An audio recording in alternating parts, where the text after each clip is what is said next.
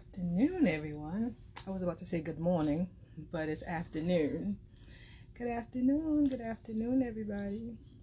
Hey, Miss Keisha. Am I pronouncing your name right?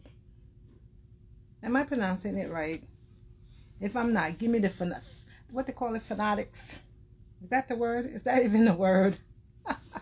I can't even edit this stuff out messing with you, Miss Lakeisha. How are you doing? How are you doing? Thank you. Thank you for joining my live. How are you? Thank you. Thank you. Thank you. I am excited about this. I am excited about starting this series. I was trying to figure out a good way that I can go ahead and kind of help us out as far as moving along and fixing our credit. And I figured, well, let's start with some lunch and learns. Hear what you guys are looking for. What are some of the questions that you have? It is a large group, and it's kind of hard to kind of figure out where everybody is at, in their walk. Some people may be, in the beginning stages, and some people may be in the middle. I've had somebody sent me a message last night, and their credit score is 846. I'm like, what? Go ahead, brother. Go. That's what I'm talking about. And he's in the group, so I thank God for him. And I'm looking forward to hearing from him and to others. All right. All right. Now, I had several people that said they wanted to be a part of the Lunch and Learn. And right now, it looks like it's just you and I. It's just you and I. Yeah. Is there anything that any questions that you have that you wanted to ask, or where are you actually at in your credit, in as far as fixing your credit? Maybe I should start by asking that. Is there any particular subject that you have and that you just wanted to ask while we're waiting for others to come on?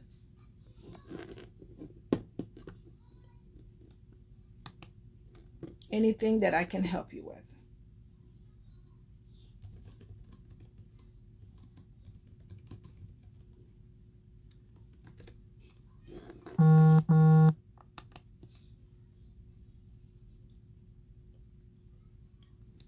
All right. Well, I'm going to try and give everybody else. All right. You wanted to ask about a repo. Got it. Repo is a little bit more involved. So it's not a one-step type thing. So, and that's a little bit more in advance. So definitely, we can definitely get to that, get into the repo. But that definitely can be removed. Depends on if it was done properly. There are different steps that goes along with repossession. All right, but I'm definitely going to get into that. How is that your only issue that you have? Is the repo? Is that the only issue?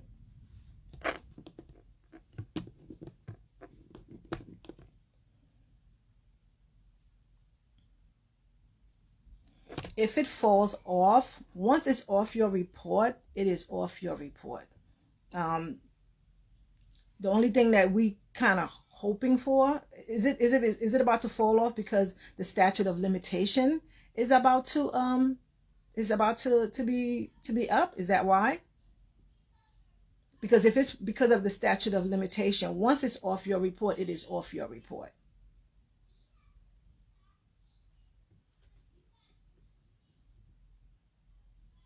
And anything that comes off your report, it will not affect your credit in the long run.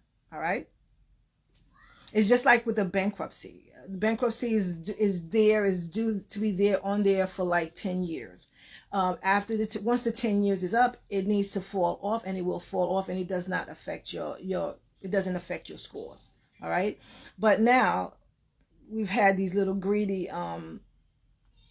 corporations and companies. What they've done is, like, even though you've listed some stuff in your bankruptcy, what they've done is they've taken some of the stuff that is supposed to be listed in the bankruptcy, and they will they will put it separately, even though it's supposed to be within the guidelines of the bankruptcy, if that's making sense. So the best thing for you to do is to always keep an eye on your credit report, just to make sure that it is right and that it is correct. Hi, Miss Talisha. How are you? Big hugs to you too. Good afternoon. We're just talking to Miss Lakeisha in reference to, she had a question in reference to repossession, and her repo is about to fall off in February, I believe she said. Woohoo! Good job. Let's get it. That's what we're looking for. So I see the other thing that she said she had a question in reference to was in reference to medical. Medical bills are tricky, and they are a different beast in their own. But it can be fought. It can be you can dispute it.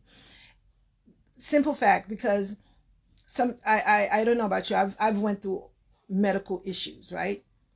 So where they were supposed to build my insurance, they did not do that. There are certain things that these corporations and companies do to find ways to stick it to us.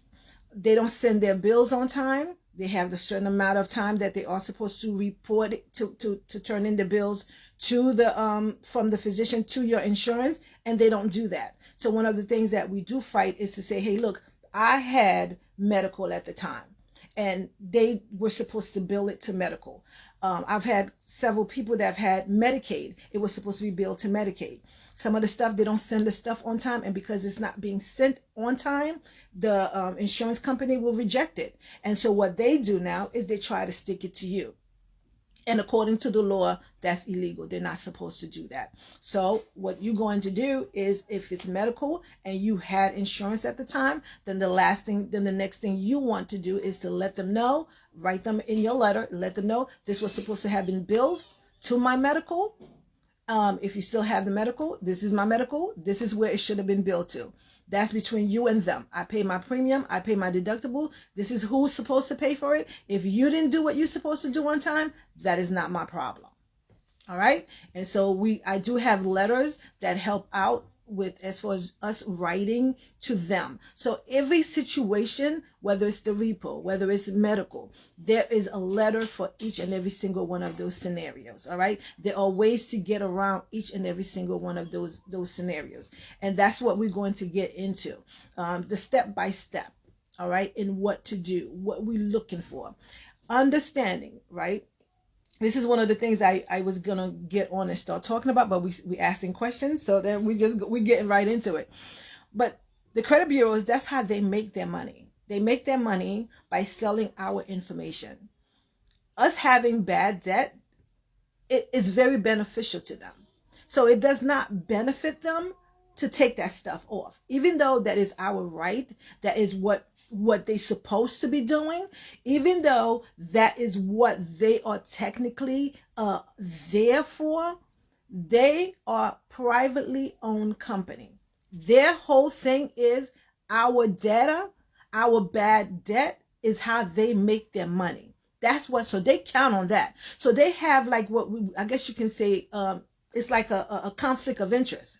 They're supposed to be reporting accurate information on our report, but the inaccurate information is how they make their money. So it's not in their best interest to report this stuff properly. It's not in their best interest at all. So what they're going to do is every step of the way is to fight you and I when we start complaining about the things that are not being reported properly. Our job is to remain consistent. Stay on them, because every time you and I write a letter to them, they have to do an investigation. They have to pay to do this investigation. And since they have to pay a lot of times, they'll just like, okay, well, you know what? Let me just take this off, because I don't want to go ahead. I don't want to have to pay to file an investigation. But you know what they do? They'll wait the following month and put it back on. Why? Because most of us as consumers, once the stuff is removed off our report, we do not go back and look at it. I don't know about you, but I've been very guilty of that. Hey, as far as I know, it was taken off. the next following month, I'm not looking to see if they put it back on. But those sneaky little devils, that's what they do. They put it back on. So I'm here today to talk to you in reference to about credit repair 101. Understanding your rights. If you know your rights and if you know the people that you are dealing with, then you know exactly what you need to continue to do to make sure that your credit stays on point. You have to stay on task. You have to continuously monitor. That's why it's called credit monitoring. You have to continue to monitor it. No one else is going to monitor your credit for you. You have to stay on it. My husband was shocked because he owns a home. He pays his bills on time. He was shocked to find the things that were on his credit report. I started working with him on his credit report, and he was shocked to find the things that were on there. Things that he thought were supposed to fall off years ago. That's why I tell you, Lakeisha, you have to stay on that. Even though it says it's supposed to drop off, make sure that it does drop off. It's not their job to make sure that it drop off. Why? Because that's how they make their money. So we have to be diligent. We have to remain persistent, and we have to do the job of what supposedly these credit bureaus are there to do. And we have to make sure that our stuff is right. So I just want to go over a couple of things. 2 laws that you really need to, on your own time, study them. The FTC, the Federal Trade Commission place, they will send you these little leaflets for free. The 2 laws are the Fair Credit Reporting Act, FCRA for short. It's a very specific regulation. It was enacted to ensure that the consumer credit files only report true and accurate information. That's what you and I are looking to have on our report. But guess what? 1 out of 5, there was 5 of us on this live. 1 out of 5 of us has issues on our credit report. Each of us actually have at least when they did the report, they showed that out of each Americans, each of us have at least 4 or 5 different things that is wrong in our credit report. Things that should have been dropped off because I have the same name as somebody else. There are a lot of Marie Jenkins in this world, right? I may have the same, like my husband is a senior. His son has his full name, John S. Jenkins Jr. My husband is John S. Jenkins Sr. When he looked at his report, his credit report, there was stuff that belonged to his son. His father is John L. Jenkins Sr. Don't know why he's a senior, because there's an L in between. But you know, these folks in the old days, that's what they did. Some of his father's stuff was on his credit report. So you have to monitor your credit report. All right? And we have laws that helps protect us. So the FCRA, which is the Fair Credit Reporting Act, as I said before, is one of them. All right. The next one, all right, is the FDCPA. It's the Fair Debt Collection Practice Act. The FDCPA, it protects you against what I was saying before, misreporting and harassment from creditors. I used to if I don't know if you guys are old enough to remember this. I used to years ago get calls after 9 p.m. Used to get calls on the weekends. They used to be calling us all time. They used to threaten us, talking about they're gonna have us arrested.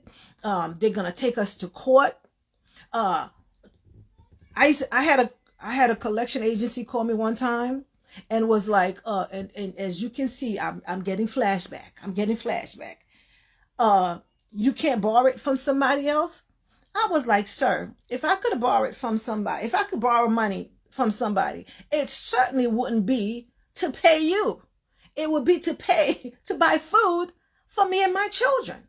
I was a single mother with 5 children at the time. That's who I would borrow money for, to get some food in our house.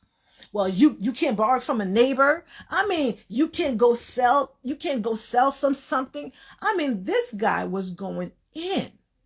The FDCPA has been enacted to keep us from getting harassed by these creditors, these collection agencies. The FDCPA has the laws where if they call us, that we can say cease and desist from calling me. Write to me. They used to be calling people job. I had collection agencies call my job, call and want to speak to my supervisor. You're right, Talisha. They are savages. But guess what? Now, I believe it was President Obama who had enacted some of these laws to help us as consumers and to keep us from getting hit the way we were getting hit. All right. So these laws, these 2 laws, I need you guys to really study them, to really get to know them, because those are the laws that, and there are just 2 of several, all right, laws that we just need to really, really study. Because if you know your rights, nobody can come and run over you like they've been doing. These banks, these collection agencies, these lenders, that's what they are known to do. One of the things that, and I don't know if you guys saw my post, they buy the stuff from the bureaus. They look for what they call subprime lenders, like consumers. So when my credit report was 500, I was considered to be subprime. And as a subprime person, consumer, they want to come in our neighborhoods. I have somebody that's paying $600 for her car note. $600. Oh, actually $600 and something dollars. I don't remember the exact. $600 for her car note. That has nothing to do with her insurance because her credit is so bad. That's why Santander is the company that she got that loan from. That's why they come in our neighborhoods and they tell us bad credit, no problem. They want us to come there. Bad credit, no problem. It is a problem. Because where somebody is paying $100, I got my daughter's scores up real well. She's paying $131 for her car. She didn't have to put anything down. But yet I have somebody else that's paying $600 and something for her car note. And that has nothing to do with insurance. That has nothing to do with food. That has nothing to do with her rent. That has nothing to do with her 3 children that she has to take care of. Nothing to do that. But because she was so desperate and in need of a car so she can get to her job, she had no choice but to sign up with Santander, who comes into our neighborhood and make and present us with these so-called deals and have us paying out of for stuff that somebody else is paying $130 something for a month. Is it fair? No. But can we do something about it? Yes, we can. And how do we do it? By taking hold of our situation and by reclaiming our own buying power. By taking back the thing from them, and for you and I to do for us what we feel that they should be doing for us, and they're not doing it for us. They don't care about you and I. So then I have to care about me. So then how do I care about me? How do I take care of me? I take care of me by learning the laws that govern these people. by learning the laws that govern these unfair practices, by taking those same laws, and by what I'm going to do is now I'm going to leverage the same laws that they are using and leverage it for myself. The PPP loan thing, and it has nothing to do with this, but it still has something to do with this. The PPP loan that the government was just giving out. You guys saw it in the news. Guess who got it? The big people, the big banks. The little people didn't get it. And if the ones that did get it, they had to lie, beg, steal, and borrow just to get it.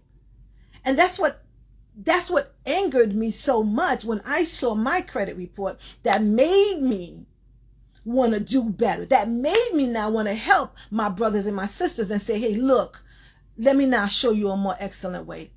Keisha, sis, let me tell you, that stuff angers me when I see that. But if we don't know our rights, if we don't position ourselves so that we can do better for us, we cannot expect them to do right by us. They are there for themselves. So how do we do that? By learning the laws, by going and researching and knowing how to get around what they are doing to us. According to the law, after what? 7 years, the stuff is supposed to fall off. Is it falling off? No. You know what they've done? They found ways to sell it to the next guy for pennies on a dollar, even after they've gotten their money back from their insurance. Even after they've gotten the money back from their insurance, they find a way to sell it to these collection agencies. Now, these collections agencies will buy your $7,000 loan for $100, $200. So the original lenders now just made some extra money, even though they got it back from their insurance. They made some extra money by reselling it to somebody, by selling it to the collection agency. So now the collection agency who just bought your old $7,000 debt for $200 is coming after you for $7,000. Oh, no, ma'am, sir, Pam. No, ma'am. No, that's not the game we're playing. I know you bought that for $200. So you know what we're going to do? I know, because I do owe that debt. It is my debt. So what we're going to do, let's do a debt settlement. That's what we're going to do. And I am not paying $7,000 because you bought that for $200. Or I'm going to sit there and I'm going to go through my credit report, and I'm going to figure out if it's being reported properly. And that's going to be our next Lunch and Learn, is reading your credit report, making sure that these things are reporting properly. When I say reporting properly means when you have on TransUnion that I opened this January 2019. Equifax is showing that I opened this account in June 2017. Well, which is it, sir? Which is it, ma'am? So I'm going to find those within those laws. I'm going to find my loophole. Just like you are finding your loophole, I'm going to study these laws and I'm going to find my loopholes, and I want these things removed off my credit report. So I know I went totally off the subject. But I get so passionate about that. And I can tell you guys, I have a whole screen right here of what I was going to talk about. Credit 101, what to do, how to do it. But I just got so passionate, and it just makes me so angry how they do us. It just makes me so angry. And I want to make sure the next time that we keep on task, and I don't want to keep you guys too long. All right. So this is some of the things that I want to do. Is Credit 101. I want us to learn how to look at our credit report. I want us to understand about something called factual disputing. Factual disputing is exactly what I just mentioned in reference to looking at your credit report and to see if the reporting date is right. All right. If the amount that they are saying that I owe, is it right? When I say right, is it right across all three bureaus? One person, if I owe, let's use Credit One. If I owe Credit One and Credit One is reporting to TransUnion, Equifax, and Experian, Credit One cannot tell Equifax that I owe them $700 and tell Experian I owe them $300, and telling the other one that I owe them a different amount. Remember, according to the law, all the stuff must be accurate. So which is it? Do I owe 7? Do I owe 4? Do I owe 3? Which one is it?